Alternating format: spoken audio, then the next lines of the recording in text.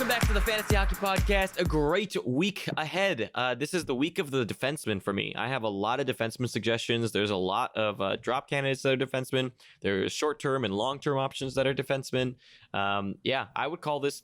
Brandon, I don't think agrees with this. I don't have any defensemen really. Yeah. So it's the week of the defenseman for me and not for Brandon. So first things first, let's go to grammar school. I said for whatever reason Jack Roslovic. I think it's because I always assume whatever. No, that's how Brandon, it's supposed to be. We keep saying Roslovic. It is supposed to be Roslovic. It's already happening again. It seems like Roslovic is wrong. And okay, then so here's what happened. Backwards. Brandon was saying Roslovic. Oh, blamed it on me. I assume Brandon is right almost all the time, and so I was like, okay, I'm going to say that too. Than that. No, so it's Roslovic. Yeah, so I'll get it right. I mean, this is like the third time he's shown up on. Might be the fourth, honestly. I don't know. He's been on here a lot, and we keep reverting. I keep butchering his name, but whatever. I mean, we'll get it right. It makes it sound more exotic the way we're saying it. It does. He should adopt our way. Actually, this is his fault. It is his fault. It's kind of like Shillington. It's not Shillington. It's actually Kylington. Yeah, he's wrong. He's wrong. Doing that intentionally. Okay, and now moving into the week preview, I'm going to start here with my first one, and honestly, the first one is pretty easy. You should have seen it coming. Timo! Yeah, Timo Meier is back with a vengeance, with a serious vengeance. He is back, 3-game point streak, had two 2-point games. He looks good. He played 20 minutes the last game. It paid off for the people who had patience with him or traded him to me, like Brandon. No, I got Svechnikov, who's also been good, so I'm not complaining. Yeah, that's true. I actually have Svech and Meier in one of my leagues, which feels pretty good at this point. Svechnikov looks... Timo Meier looks fantastic. I gotta say, he passes the eye test recently, and like we've been saying, I think the points will come. I think the points are definitely going to come, and he's getting right up. He's already in one of my leagues top 100 again. I'm certainly glad I bought low on him. Yeah. So my first, I'm really weirdly excited about this. The Senators have won 3 games in this last week and averaged 3.5 goals a game. So they're scoring somehow. I don't know. Still not great on the power play, but everything else is working apparently. I don't know with what team they're scoring, but they're scoring. Yep. Duclair. Whee! My next one is going to be the St. Louis Blues. They are now on a 7-game winning streak. They look like the real deal. Pietrangelo and Ryan O'Reilly and Jordan Binnington are leading that team, and they truly look fantastic. I thought you were going to say something about how they don't need Tarasenko because you hinted at that, and you knew I was going to yell at you about it. Okay, look, the thing is, you can't trade Tarasenko until he's healthy, so I have to save that take for later. I mean, much later, turns out. Maybe to the point to where I don't even actually have to say the take. Right. Hopefully you don't ever say it. All right, my next bit here is the Hurricanes have actually lost 4 in a row, but they're still doing all the goofy stuff they always do by dominating the shot production and the possession in the game. They had 147 shots for over 4 games compared to 103 against. That's a pretty significant margin. It seems like one of the bigger problems they've had is they were only 2 for 13 on the power play in that span. And if you got rid of the last game, the last game that they scored in, the first game of this losing streak, you look at the last 3 games, they're only 1 for 11 or something. So power play is a slight problem. It's not a huge deal, but I think had they connected on a few more of those power play opportunities, we wouldn't have seen a 4-game losing streak. That said, everything looks fine. I wouldn't obviously panic on anything. We still know that their goaltenders, Mrazek. You can only really carry that so far. Maybe they should trade for Francouz. Maybe, dude, you and Francouz. Georgiev is such a better goaltender. I don't know and you about keep that. pushing Francouz. You are out of your that is mind. A fact. That is not a fact. No, it's not. Francouz is not better than Alexander Georgiev, especially from a trade asset perspective. Georgiev is younger. All right. He's also worse. Oh, that is a hot take and a half, sir. I don't think so. Hot take and a half. We'll Francouz has the benefit of a good defense in front of him. Georgiev has a dumpster fire in front of him and has pretty much the same save percentage. What, you don't think Libor Hayek is good as I hate a you. top pairing defenseman on his first season? Oh, God. What are the Rangers doing? There was a trade. There was a trade that's might have some fantasy relevance. Robbie Fabry was traded for Jacob Delarose, which really shows how far Fabry has fallen in the St. Louis system. If you don't know who Robbie Fabry is, he is pretty much an annual candidate before the draft season starts, where people will ask us where they should take him, which is weird because he's never really done much in St. Louis. He's always been a highly touted prospect, but he's always hurt. And when he does play, he typically plays all right for a few games and then gets shuffled around the lineup and then gets hurt again. Anyway, St. Louis is washing their hands of him. And they have Jacob Delarose, who almost certainly won't matter. But that gives Detroit a potentially very good winger in Fabry. And they already put him in the second line, where he scored 2 power play points on that top power play unit, replacing Athanasiou or somebody else. I don't know. They were doing weird stuff with the top power play for a while there. But definitely replaced Athanasiou in the position that I would have had him in that top power play. And with that 2 power play goals, you got to assume that might mean bad news for Athanasiou going forward on the power play. Although it strengthens his even strength line with having a decent winger on the other side. So now we're going to see probably Athanasiou and Fabry together for at least a while. And I don't know they have Filppula as a center right now, which good Lord, but you think maybe they'll put, I don't know, Nielsen. Is that better? I don't know. They don't have centers, but maybe they put Athanasiou back at the center and then maybe you have something there. But regardless, Fabry's going to get an opportunity, and he might actually show up as a fantasy relevant player if he gets better minutes. And then my last bit here, Dallas has been winning games. They've been winning like a lot of games lately. Yeah, thanks to Ben Bishop. Yeah, well, whatever. That's what we thought was going to happen anyway. But it figures that they finally have turned it on, and then they lose everybody. They have Sagan's out now, Klingberg's out, Hintz is out, all in the same week. So I honestly, what do you do with that? The problem with Dallas forever has been depth, right? We said this is my take coming into the season about why I thought Dallas was going to be a better team, bringing on Pavelski and Perry, whatever. But with Hintz also stepping up and being a true second line center that they've needed for years. And now you have 3 players that are like core to them being a competitive team go out in the same week is dangerous, to say the least, especially with the way Jamie Benn's been playing. Yeah, just a bit. I'm scared. Any Dallas fans should be scared. I feel like they're teetering on this cliff. Although, for some reason, I feel like this is going to mean Radulov's going to keep shooting like 10 times a game or whatever goofy stuff he's been doing. Just out of sheer anger. Okay. How about I move us into the injury report, which is painfully long, and it's not long because of people coming back this time, like it was last week. Let me just get comfortable here for a second. Yeah. All right, we're starting here with Jake DeBrusk. Day-to-day lower body injury, kind of a minor piece. He wasn't super highly owned, but he was on that top power play, so a lot of people kind of pay attention to him, especially considering last week we gave him as a short-term option due to his top power play-ness and the fact that Boston was one of the few teams with 3 off nights. Well, that went well, didn't it? Next up, Eric Holla is week to week with a knee injury. Too bad, because he was having such a strong season. That third line was just out of this world. Playing the best third line of any team in the league, gotta say. Next up, Nikita Zadorov is week to week. He took a puck to the face and it broke stuff. So that's not good, obviously, especially if you're in a league where Zadorov was playing quite well with his peripheral coverage in PIMS, hits, even shots to an extent, and some blocks. Same team we got here. Philip Grubauer is day-to-day with a lower body injury. So Francouz. Yeah. Francouz is playing and played pretty well last night. I'll give him that. Next up, we already talked about this, but Tyler Seguin, John Klingberg, and Rupe Hintz are all day-to-day. Seguin has an upper body. The rest of them have lower bodies, but who knows? It could mean anything. Like, you can call it upper body injury. Somebody lost both arms in an accident. Like, they're just gone, and they're now armless. It is still an upper body injury. It's so vague. Next up, Sami Vatanen, day-to-day with an upper body injury. Another player that's kind of like a bummer because he was such a good pickup target recently. So low ownership, playing very well in that top power play, and now he's hurt, but we don't really know what's going on there.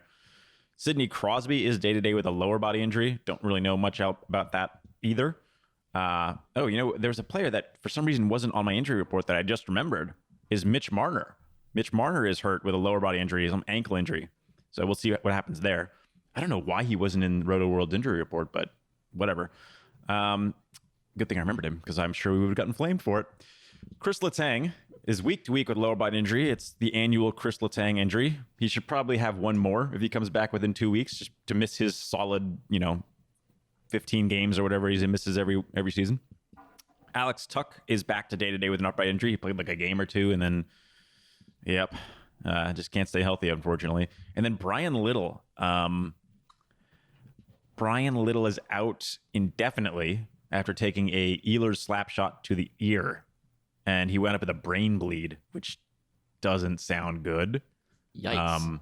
Yeah. So for those of you wondering what's going on with this Jets situation with Wheeler playing center, if that works at all, I assume they will stick with it because they once again are down a second line center. When they had Andrew Kopp playing that, Kopp is not a top 6 forward. He shouldn't be. And it looks like they want to play Roslovic on the wing, which I can't blame them. So it actually might be, I don't know. It's probably good news for Roslovic, but horrible news for Brian Little. I really hope he's okay. All right. Done with the guys going out. Thank God. Now let's talk about the guys coming back. We have Jordan Eberle coming back. Mike Green returned, which doesn't really matter much, but that does probably mean that his liver virus thing wasn't the cause of this, and it was just some flu or whatever. Vincent Trocheck came back. Victor Hedman came back. So big names here. Quinn Hughes also came back. Andre Kasha returned. And then lastly here, John Tavares coming back. I also like a little asterisk. Mika Zibanejad, maybe. I don't know. The fact that they're not scheduling him out like at weeks at a time anymore is a little bit encouraging, but very hard to tell what's actually up with him. And that takes care of the injury report. Wow, that is a lot of that's a lot of players. Yep, I hated it. Pretty much all those guys are on one team or another for me, except for Haula is the only player on that entire. No, Haula and Grubauer are the only players on that entire list I didn't own somewhere. So just make sure that if you ask for advice from us, be sure to ask if that player is on Brandon's team or not. If they are, just expect them to go out at some point. Yeah. Now, to stick to times. this theme of players going down, how about we talk about players that you should drop and just send down? The first one for me is going to be Devin Dubnyk. I've talked for a long time on how Devin Dubnyk can turn it around, and I still feel good about the fact that Dubnyk could turn around his save percentage and goals against average. What I'm not so confident about anymore is his volume. The thing that made Dubnyk the most, or made him so valuable before, was his volume in games played and his volume in saves. He's not facing as many shots this year as he had in years prior, and he doesn't seem to be the starting goaltender anymore. Or if he is, it's like a 1A, 1B situation with Stalock. And because of that, he just loses so much value. All the value that came from him, like I said, was from volume. And with him not having that anymore, he becomes really droppable. And when you see goaltenders that are out there, right now, my measure for dropping someone is a streamer spot worth more than that spot that the player is taking up. And it's pretty easy right now to me to say that a streaming goaltender such as Thatcher Demko, when he's playing, is worth more than a Devin Dubnyk in that spot. And so for me, unfortunately, he is now droppable. I agree. I had him on my list too. He's 59% owned still. Yeah. Which is pretty surprising. I will say, though, a short little anecdote. We talked prior to the season starting about Minnesota's over-under on their point total end of season. And you argued against me so hard about, I think their over-under was something like 92 points. And I was like, under forever. I think we talked about goals for, not points, right? Goals for as well, but that was my reasoning. Okay. They're also, not a great goals for team either, right? They're 21st or something with 17 games played. So they're flirting with the likes Disaster. of the Jets weirdly are also right there. 17 games played, 46 goals for. Yeah. That's weird. The Jets. Anyway, I still take the under, obviously. All right, my first one is an 82% owned player, and it just I don't like to do this pat ourselves on the back stuff, but we told you to do something about this player. If you still own him, this is on you now. You're screwed Tyson now. Barrie. Yeah. 82% owned defense on Toronto. He has done nothing for so long. If you use our in-season tool, which is a tool that'll show you basically differences between last season and this season, among other things, if things are positive, they're green. If they're negative, they're red. Tyson Barrie is just red across the board. Everything is bad news. The only thing that's green that really matters here is his average time on ice, which has climbed by like 10 seconds. So it doesn't really count. It's a whopping 0.5%. Yeah. But his points pace from last season is down 63%, which makes sense because he got a lot of his points from the power play, which he is not getting because he's not going to get that top power play. He played 93%, which is unbelievable. It's got to be about the highest number of anybody besides maybe Ovechkin. It might be higher than Ovechkin. Last season, he played 93% of the team's power play. This season, he's down to 40%, and we all know that Toronto is no longer doing that like 1A, 1B-ish top power play or power play breakup. It's all stacked. So that second power play, even if he gets good time on it, even if somehow he went 50-50, he would still have low power play numbers because his unit is just significantly worse. He has 1 power play point on the season compared to 25 for last season. He's starting more in the defensive zone, which is not great because he's not super good defensively. But yeah, honestly, Toronto's right side is just bad defensively. Everybody's bad defensively. The only thing that's positive is his hits pace is up slightly, but that's not saying much because he doesn't really hit. Everything else, literally everything else is down. Shots are down. Shots per 60 are down. His Corsi is down. His IPP, which is his how much he's involved in goals that are scored while he's on the ice, is down significantly. His on-ice shooting is down, so that means even when he's on the ice, people just aren't scoring in general. Probably has a little bit to do with the zone start and the power play production. He's screwed. I mean, that's just it. Like, he's screwed. And for a player to not be on top power play, they need to at least provide peripherals, and Tyson Barrie doesn't do that either. The only thing he does all right is shot production, but he's screwed. He's just screwed. Yeah, I mean, we talked about this earlier in the season as well, after all the preseason stuff, and part of it too is like, you know, the arguments for Tyson Barrie were, oh well, he's better than Morgan Rielly and will take over that top power play spot, and our answer was always, don't think that's happening. Nope. Yeah. And it hasn't. I don't think it's going to. Morgan Rielly is yet again on a 73-point pace like last year. He's not taking over, and on top of that, anytime someone gets injured from that top power play unit, it's never Tyson Barrie who goes into that slot. They never do the 2 defensemen on the power play thing, which makes sense. I wouldn't either if you have the team that they have. Just leave Tyson Barrie, Morgan Rielly split up, and move up Willie Nylander or something like that. It's not pretty. And like Brandon said, I think the biggest message about Tyson Barrie at this point is you've missed the boat on trying to sell him. I think the jury is out. Everyone knows that Tyson Barrie is not good anymore for fantasy. If you have a Toronto fan, maybe you can swing it, but I'd say the majority of people now are going to laugh in your face if you come and try to sell them Tyson Barrie. At this point, he's just more droppable than anything else. I was actually like visibly upset when I saw some of the projections that had both Morgan Rielly and Tyson Barrie getting about 60 points. It made no sense then, and now it's showing why that makes no sense. Like, the best case, and I mentioned this, like, you could see, at least I could see a path if they wanted to put Barrie as just a pure shooter, put him in a position on like one of the hash marks or something and just have him blast. But it's kind of the same thing I was saying for Pulock. If you're going to do that, you're basically playing him as a forward, which they do want him anchoring that second power play, so they're not going to do that. Same deal with Pulock. It's probably why it's not happening for him either.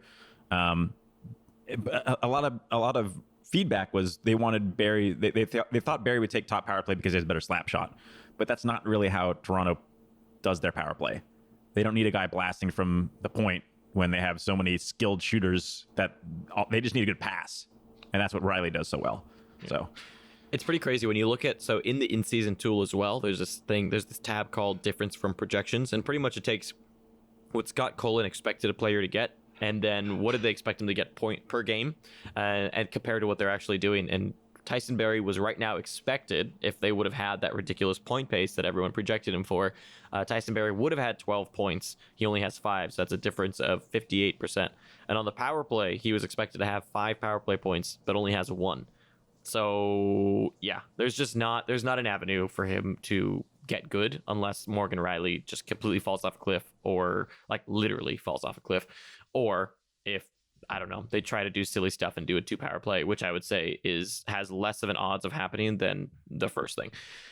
Okay, so my next one here is going to be a 37% owned guy, left wing, right wing, and that's going to be Kevin LeBanc. He's just we not are on the same page here. I got him too. Yeah, I had Tyson Berry too. We're in sync right now. I think Wait, do we have all the same 3? Berry, LeBanc, Dubnyk? Yeah. Wow. Look at that. We don't share each other's scripts, folks, so that we keep the reactions real here. So this is the first time I think in months. It's the first time this has ever happened where we have the same 3 players in any section ever. Yeah. I mean, that's how obvious these are. I think that should point to how badly these players can be dropped. But Kevin LeBanc, his minutes are down a ton over his last 3 games. He's down to 15 minutes a game. Same if you look at his last 30 days, pretty much. His points pace over the season is down to 41. His power play time on ice has dropped quite a bit from what he was seeing at the beginning of the season. It's just not pretty. He's not playing that well. Also, from the eye test perspective, his shooting percentage is actually right in line. His on ice shooting percentage and IPP are pretty much right in line. Like, everything you're seeing from him is who he is. Like, to me, what you see from Kevin LeBanc is a 50-point guy, and that's it. Like, that's who he is, with very mediocre peripherals. Like, no hits, no blocks, barely any shots. Like, that's what you're looking at. You're looking at a Kevin LeBanc of 40 to 50 points, most likely what you're seeing this year. So if that's worth something to you and you're in a deep league where a 40 to 50 point guy is worth it, then sure. But I would say that most leagues that is not worth it. And you also have to look at it from just not a perspective of, okay, well, it's going to be a point base of 41. You also got to look at it from a consistency standpoint, and you may get more points over the season by streaming in that spot than you would by holding Kevin LeBanc. Yeah. I think LeBanc could probably get around the same as last season, about 55 to 60. I like him a little bit more than you do, I guess. But there will be, so if you haven't checked out the YouTube yet, next on Monday, the 11th? Yes. The 11th? Yeah.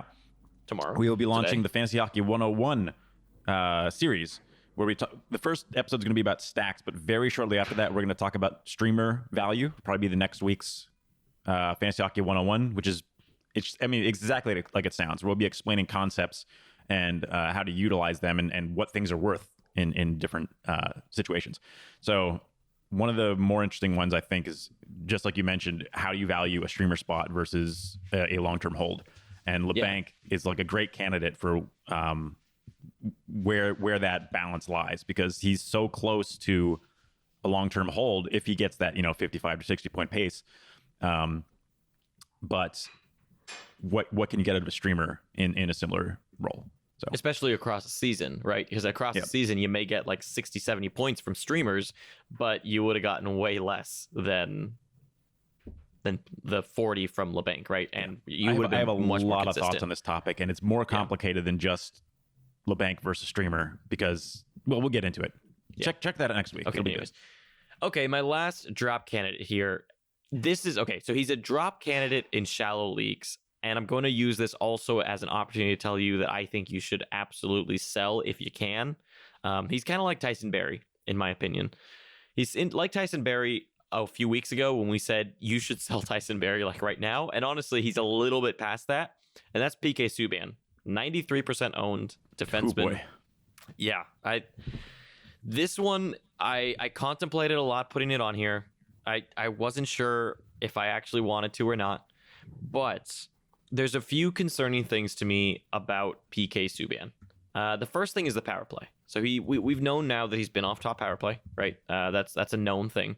What's really concerning to me is that when Sami Vatanen got injured, he was not the first choice for that top power play. When Sami Vatanen went out, and this was reported by a beat writer and checked it out after, and they pointed out that when Sami Vatanen went out, he was the third highest in power play time on ice. Damon Severson and Will Butcher got more than him. And right now, when you look at the last 3 game lines, PK Subban and Damon Severson have 35%. Sami Vatanen has 35%. If you look at just the last game, it's clear that they kept together PK Subban and Damon Severson on that top power play. But That's not good, because that to me means they are willing to not have PK Subban there. Will Butcher played 40%, Damon Severson, PK Subban played 40%. And then the other 12% was Mirko Mueller and Damon Severson. So I think we could safely ignore that, though. That last bit is probably the end of the power play. We can ignore that last bit because who knows? Like PK Subban might have been in the box, whatever. But the point is, PK Subban at the moment is second, third, or fourth fiddle for the top power play. He is not the top choice. And it seems, I'm not obviously in the locker room. I don't know. We don't have insider info or anything like that. But it seems to be that for whatever reason, PK Subban might actually be the fourth choice on the power play right now. And if that's true, that's a death sentence for PK Subban, in my opinion. That is I would be awful. surprised if he's actually the fourth. I want to see what they do when they actually practice again. I would wait for a minute at least. Either way, I would say that this is to me a massive warning sign. If he were, well, I'll tell you this, he's definitely not second choice. Because if he were clear second choice, if he were clear second choice, he would have played top power play when Sammy Vatanen went out, and he has not. And well, I don't know what line they sent out, because they sent out a different line to have two power play. Will Butcher got to play by himself. Yeah. PK Subban had to play with Damon Severson. The PK Subban Damon Severson is second power play. God. So he is wait second for practice power lines. play. Just wait for practice lines. Oh my God. I really hope you're not right, but here's another few things on PK Subban that I don't like. His shot pace is the same as last year, and his shooting percentage is the same. So pretty much you're looking at the same goals from last year from PK Subban at the moment, and that's 9. Cool. So you have now got 9 goals from PK Subban. Right. The other thing that's a little concerning about PK Subban, and not even just a little bit, is one, he's on a team that generates less chances for, right? So they generate less shots on goal than the Predators did when he was there, right? Because inherently the Devils are a worse team. So he's going to have less goals to get in on. Now, his on-ice shooting percentage is actually very similar to last year already. And his IPP is also very similar to last year. And he has 3 assists. He got 22 assists last year, right? His power play percentage is not much different from last year. Many things are similar to last year. And his points pace is 27. He got 40 last year. There is a very, very real possibility that PK Subban is a 35 to 40 point defenseman. The very, very real possibility. Now, oh boy, could he be above that? Sure. Is there really any indication that I could point to you and say, oh yeah, I could see PK Subban becoming a 50-point defenseman? No. I could find things that point to 35, 40. I can't find anything right now that points to 50. Nothing. Even if he gets top power play right now, it'd still be cautious. Look, so the thing is, I think in a very shallow league, he's probably droppable. In non-shallow leagues, I'd be shopping. I'd be trying to try to use his name value to up the package value, and try to move. I personally am very, very low on PK Subban, and quite frankly, he is very, very close to the territory in which he is a streamer option is better than him. Yep. His blocks and hit pace are also down. Hit pace is up 20%. Sorry, it's up by like 10 hits, but it's not by much. So he's never been a peripheral guy anyway, except for Pims. Yeah, exactly. So that's what he does have a little bit of value. I mean, a little bit extra value in Pim leagues, but yeah, well, his he always Pims are gets down like 20%. So I mean, whatever. He already has 18 Pims. Yeah, yeah. I mean, that's a penalties per game though. He's down 20%. So he's not taking as many penalties per game on average. He's just but he's just gonna get tossed once and then he'll be right back up there. Yep, that's the danger of using a PK Subban type for penalties. But anyways, yeah, PK Subban to me is one of those guys who, man, I don't see many positives. All right, I'll move us into long-term candidates. My first one, and it seems like a lot of people already got the memo, is Robbie Fabry. Yeah, left wing, right wing, 9% now. I don't necessarily mean you need to pick him up immediately. It's just because he only played a little over 13 minutes in his first game. We want to see that be at least 15, 16. But I do want to see what happens with him in Detroit. I think they're going to play him obviously more than St. Louis did. He was only averaging about 10 minutes a game there. So I do think that Fabry will be able to play a little bit more. And the fact that he's on top power play is the biggest thing I like. It does seem like they want to play him in the offensive zone a little bit more often than he used to. And frankly, Detroit doesn't have a lot of options. So he might get an extended look even if he starts to slow down.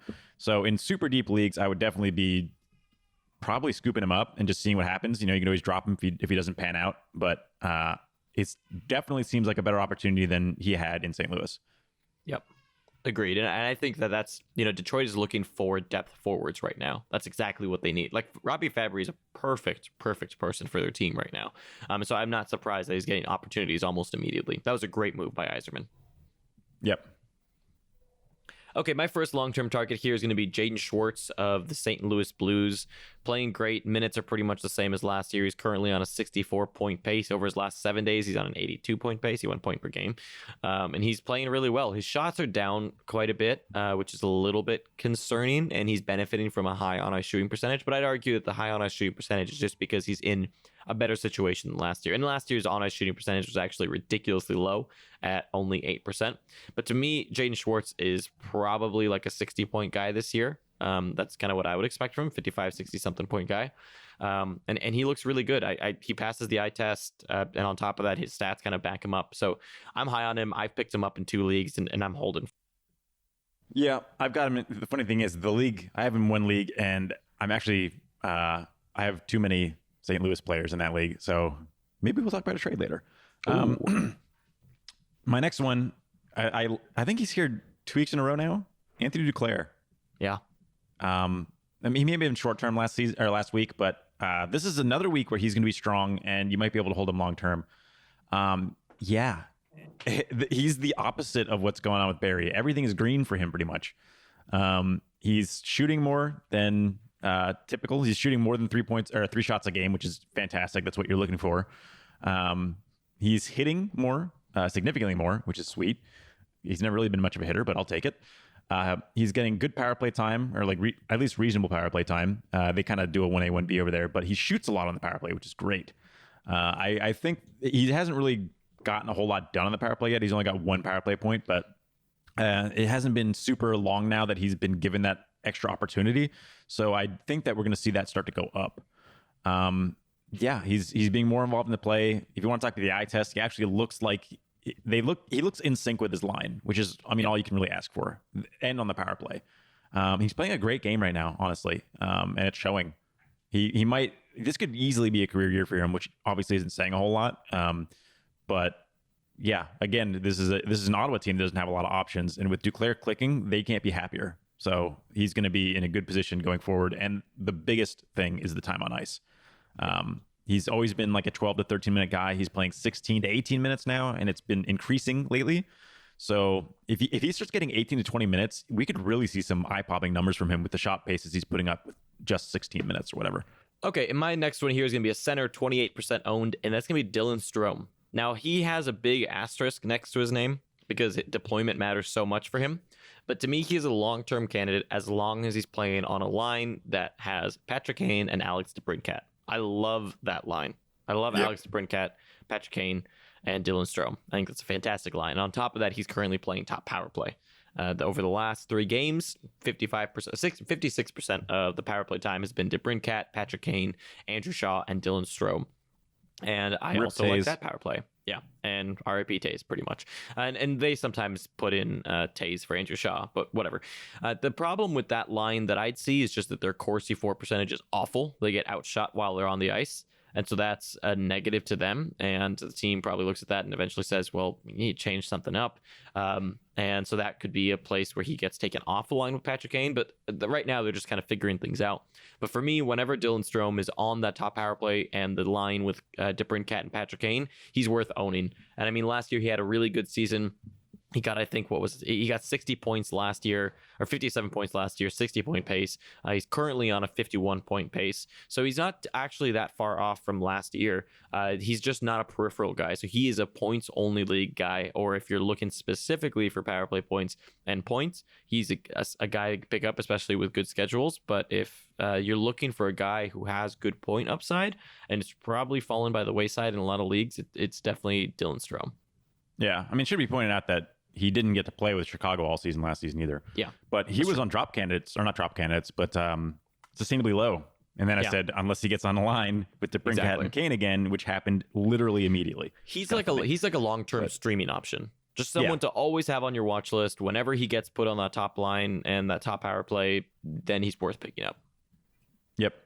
All right, my last one is Eric Stahl, actually. Ooh, Center, I like this. 26%. He's been playing extremely well lately. A lot of this is a little over-indexed, right? Like his shooting percentage is too high. He's 18% of the season, which is too high. His IPP is super high at 87%, which is a little higher than it should be. He should probably be like a 70% guy on a good season. His on ice is a little high. Everything's a little high, but he's still playing better than he was for a long stretch here. I'd still like to see him shoot some more, but I think as long as he's playing well, especially on the power play, which he has been at least recently, that we should be able to see a little bit better from Stahl. Yeah, he's not necessarily somebody that needs to be held long term, but he's another one of those guys, kind of like Strome, where if he's hot, he's worth a look. And I mean, Minnesota, again, like all my guys are, what options do they have, right? They've got Koivu's the next center, who's fine also, but even older than Stahl.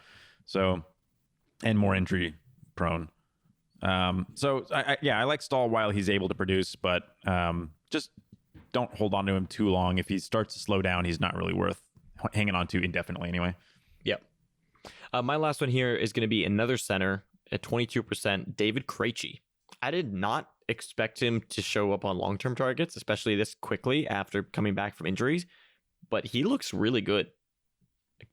Very good. And I actually wouldn't be surprised if he repeats last year of 73 points.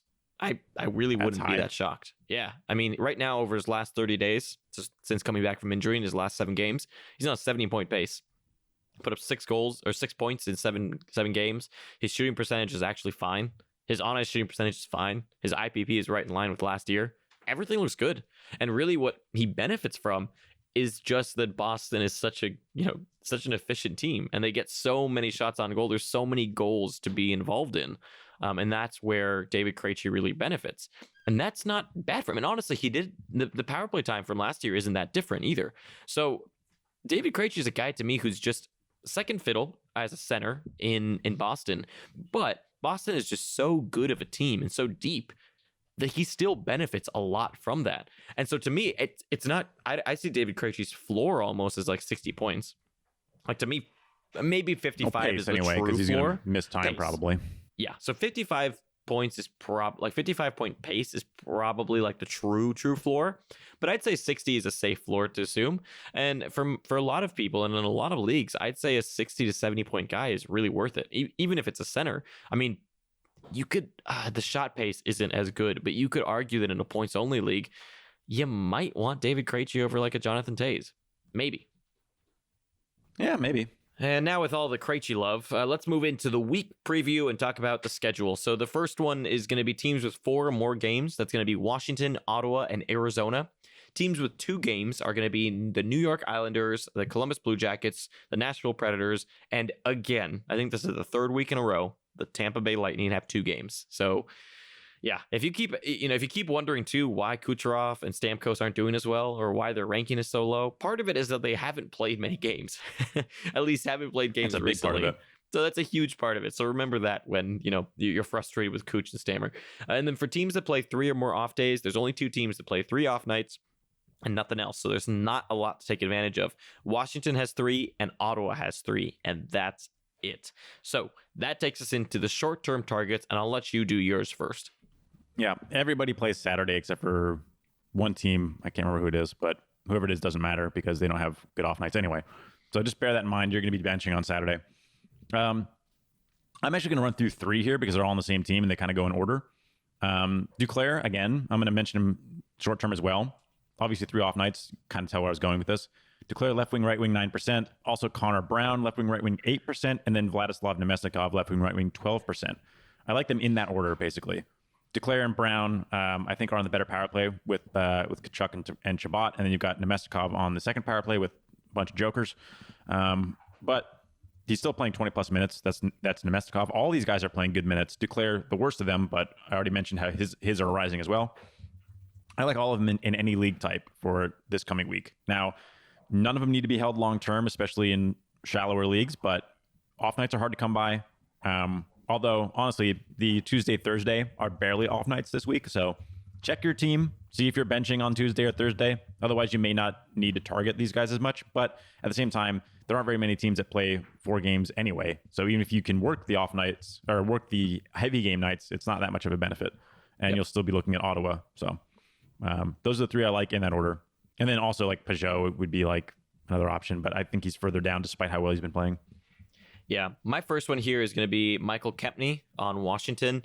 I know he's wildly unsustainable. It's pretty ridiculous, but he actually does have some pretty good peripherals. He's a defenseman, 22% owned, by the way. Pretty good peripherals, and while he's hot, like, you know, sometimes in these short weeks, I don't mind taking a super unsustainable guy and hoping that it continues. And to me, Kempney actually is a guy who I could see just in this short term benefiting from some unsustainability with how good Karlsson is playing, and he plays 5-on-5, you know, with Ovechkin. So if anybody, I'd say from a upside points perspective, but also potentially getting you peripherals, I'd say Kempney is probably my... Yeah, I like Kempney kind of. For now. I don't like him long term. I like him for this specific week. Next one is somebody we've mentioned a lot here as a kind of like always a good streamer option, Jacob Vrana. Left wing, 55%. He's kind of, typically I won't talk about players that are above 50%, but he's just barely. He's got a really good schedule, and he's been hot, so he's worth a look. I don't really need to say much about him because I feel like we've talked about him so much lately. But I do like him, and I would target him in leagues that I can, but I can't. He's taken in all my leagues. So my next one here is going to be Mark Borowiecki. If you're in a bangers league, when a team has 4 or 3 off nights, has the most off nights, Borowiecki, if you need hits, is the guy to go to, and Pims. He's 14% owned. He's a fantastic option. But I will say that the other guy I actually like on the same team for the same reason is actually Nick Paul. Center left wing, 1% owned. He's like a mini forward Borowiecki. He's pretty interesting. Doesn't get the he actually has some points too. A little bit. He's on a 52 point pace at the moment, actually, which is pretty good for what he does. Low time on ice. His shots aren't fantastic. 142 shot pace, not great. His ice time's been coming up lately too, though. Yeah, but his shooting percentage is actually right in line. His on-ice shooting percentage is right in line, and his hits pace is really good at 246. So to me, he's like a little baby Borowiecki forward with points. So he's another option on the side of Borowiecki that also will get you off nights. My next one is Wayne Simmons, right wing, 33%. They play 2 off nights. So again, everything's hard to come by this week, but Simmons for hits and Pims leagues always seems to be floating around 30%. So decent option in a lot of leagues for when he gets the opportunity. Still top power play. Seems like he will always be top power play, I guess. So yeah, I'm holding him in a few leagues. So I kind of like him a little bit longer term, but he's not got a long leash for me. My last one here is going to be my favorite one of the week. I left the best for last for those of you that listen to the end. It's a little treat. Jacob Chychrun, defenseman, 2% owned on Arizona. Yes, I am a big fan of Jacob Chychrun at the moment. He's flying under the radar. Yeah, he's flying under the radar. So he's really become relevant over the last 7 days or so, the last 4 games. His time on ice is up to 23 and a half minutes, which is really, really good. His points pace isn't like anything incredible at 41, but his shot pace over those last 4 games is 308. He's on a 200 shot pace for the season, which is up from last year. I mean, he's in the green in pretty much everywhere. He has a little bit of a high shooting percentage. That's okay. His on-ice shooting percentage is fine. His IBP is a little bit up. The thing that I'm most excited about for Jacob Chychrun, and the thing to watch the most with him, is that it looks like he may be top power play on Arizona. And if that sticks... finally. Yeah. If that sticks, that could be huge for him, especially given how well he's played over these last 4 days. He deserves it, in my opinion. In my opinion, he fully deserves that top power play spot right now. And so he, especially this week, is someone that you could pick up as a short-term option and turns into a long-term option. But Jacob Chychrun, to me, is probably one of my favorite pickups of the week just because of that long. By the way, I counter your Timo chant with Francouz. Oh, gosh. Yep. That's my last short-term target. Goalie 10%. He is the backup for Colorado that I've been babbling about endlessly. He's just I think he's a pretty solid goalie. You look at his elite prospects numbers. You can see all of his stats from across the leagues he's played in. He's always been good. He came out with a good game last night. against Columbus, but whatever. They still fired 40-something shots on net. He saved all but 2. So good numbers. Again, this is only until Grubauer comes back, but I buy in on Francouz. He's had a couple of bad games, but he's also had a bunch of good games. So I'm not overly concerned. His numbers are better than average, and that's good enough for me.